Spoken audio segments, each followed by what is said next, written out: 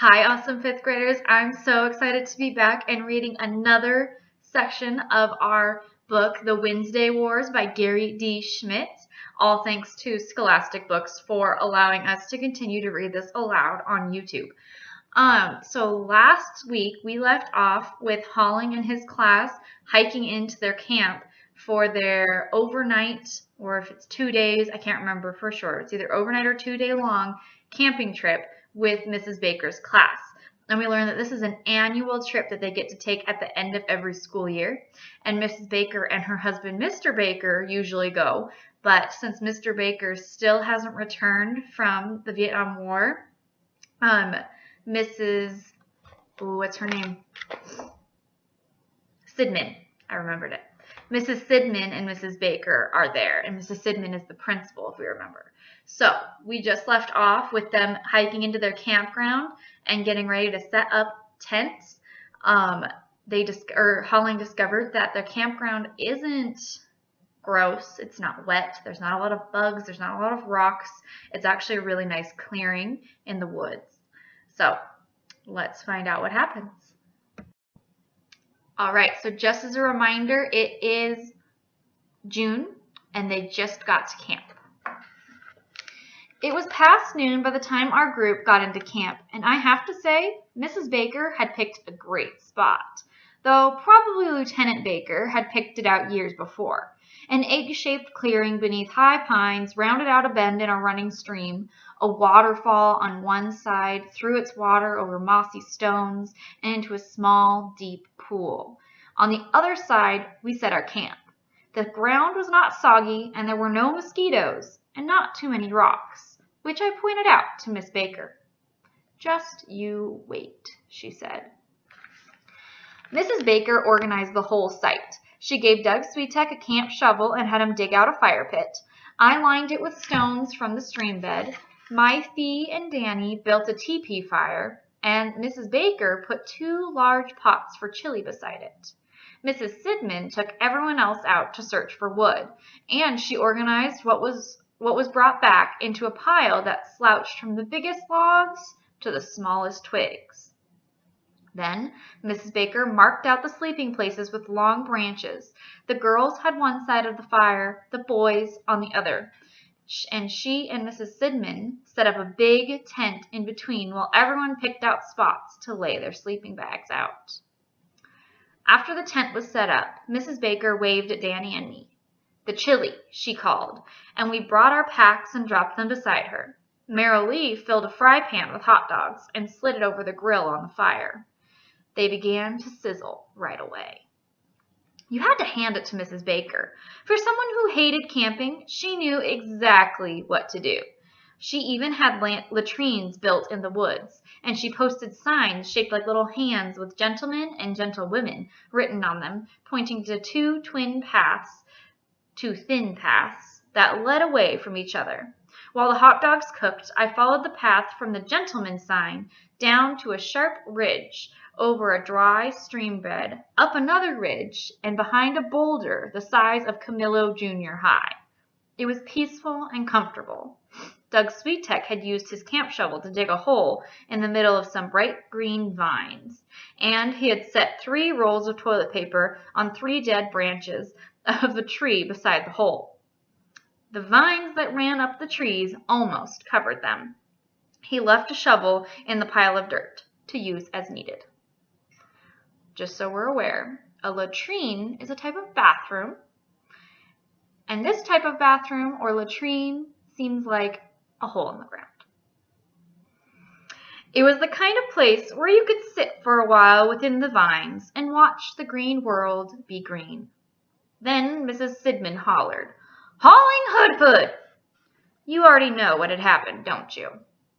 Let me tell you, it wasn't my fault, though, that Mrs. Baker had given me an old pack. And it wasn't my fault that its seams were starting to split. And when you're hiking up a path that's pretty steep and hefting an old pack onto your shoulders, you don't exactly feel stuff falling out. "You didn't notice it was getting lighter?" said Mrs. Sidman. "Well," I said, "I didn't notice it wasn't getting any heavier." She held up a spoon. "This is all we have left of our entire set of utensils," she said. "Well, we can stir the chili," I said. "The can opener was in your pack, too," said Mrs. Sidman. Mrs. Baker picked up 4 cans and handed 2 to me. "Come with me, Holly." We went down to the stream bed. "Look for some large stones that are sharp on one end," she said. And that's how we got the cans of chili open. We smashed them into the rocks, which is what I think people did during the westward expansion. At first, the cans just bent over and started to collapse in on themselves. But after a few blows, they split open and chili started to spatter out. By the time Mrs. Baker and I were done, we looked like someone had thrown a whole can over both of us. But from the way Mrs. Baker was laughing, you couldn't tell that anything was actually wrong, or that she hated camping. Mrs. Sidman was grumbling more than a little by the time we got back, and it didn't help much that she cut up the ends of 3 of her fingers trying to get all the chili out of the battered cans, which were pretty ragged. Every time she cut one, she would glare at me, and I don't think she was thinking thoughts about nurturing one of her students in wisdom and learning. Any lunch after a long hike tastes good, though, especially if it's on a day off from school. And if you take 2 hot dogs and hold them together, one in each hand, you can scoop the chili between them and shovel it all into your mouth. If you lean way over while you do this, most of it won't even drip onto you, which is something that Mrs. Sidman just didn't seem to understand. And again, it wasn't my fault that she was wearing her favorite sweater, and that streaks of chili don't exactly go with mango, which is a color that you shouldn't wear on a camping trip anyways. I think this is why I was the one who ended up carrying all the pots and pans down to the stream to wash them. Meryl Lee helped. She didn't have to, but she did. So it wasn't all that bad, scrubbing at pots and pans together, and her splashing me a little and me splashing her a little, until we finally gave up and just splashed each other all over so it looked like we had jumped right in, which washed all the chili off of me, which is more than I can say for Mrs. Sidman's mango sweater. But by the time we were done, there was a breeze skimming over the top of the stream, and it wasn't a warm breeze. We stacked the pots near the rest of the food and then stood by the fire. Mrs. Sidman did not seem to mind me adding a few sticks to make it blaze up. Still, we were pretty wet, and the problem with getting warm by a fire is that one side of you is always cold, and the other side is always roasting, so you have to keep turning around and around. We were supposed to go swimming in the afternoon, but the breeze that sent me and Meryl to the fire got stronger when a few of the clouds stacked themselves up between us and the sun, and so we played capture the flag instead, which our side won because Danny cheated and hid our flag about 3 stories up in a pine tree. And after that, we climbed down past the waterfall and followed a deer track that led out from it, and then climbed back above the waterfall and explored an abandoned stone house in the field beyond it. There were supposed to be rattlesnakes in the basement, but none showed. It was a whole lot colder when we got back to camp, and so Mrs. Sidman sent us to bring in more wood. And while we did that, Mrs. Baker heated up pots of hot chocolate, which tastes better in the woods by an open fire than it does anywhere else. And Mrs. Sidman started unpacking the hamburger patties and glaring at me again, since she wasn't sure whether she could cook them with only a spoon to turn them over.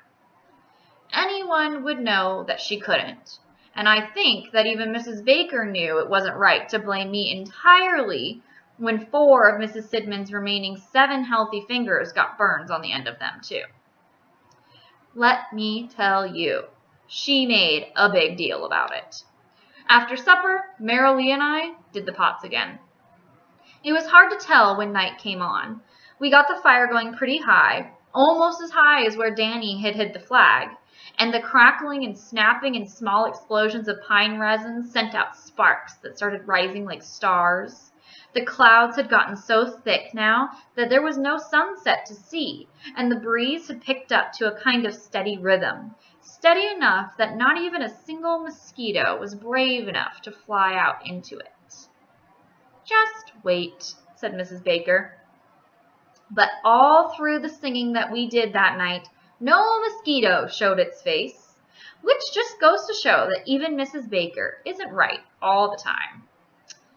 Mrs. Sidman tried some ghost stories after the singing, but there's something about principals that makes it impossible for them to tell real ghost stories. I mean, you can't spend your days in the main administrative office and then hope to scare someone with a story about a headless ghost. You don't have a chance. She tried to make her voice all low and quavery, but she just got to sound like old Pastor McKellen at St. Andrew's grumbling out a hymn.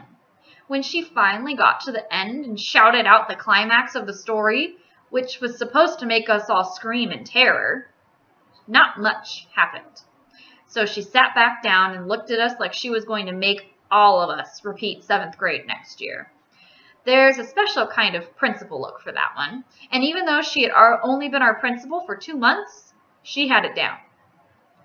So when Mrs. Sidman got up to give her what you should be careful about in the woods speech, we didn't pay much attention either.